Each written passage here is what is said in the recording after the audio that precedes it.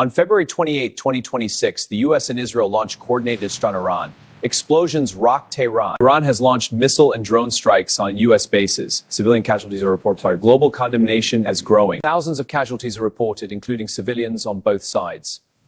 A strike on a school in southern Iran. Before 2026, confrontations escalated with the June. Large missile and drone attacks struck cities and strategic targets.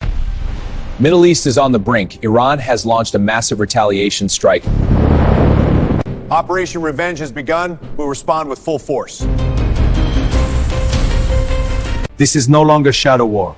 This is direct confrontation.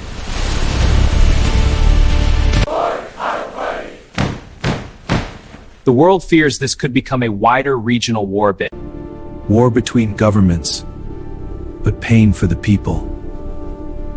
After days of missile exchanges, the conflict enters a dangerous new phase. Global markets crash as oil prices surge. UN emergency meeting in progress. Global markets crash as oil prices surge. UN emergency meeting in progress. In every war, civilians suffer the most. Will diplomacy stop the fire, or will the region fall into a larger war? History is being written in fire, but peace is still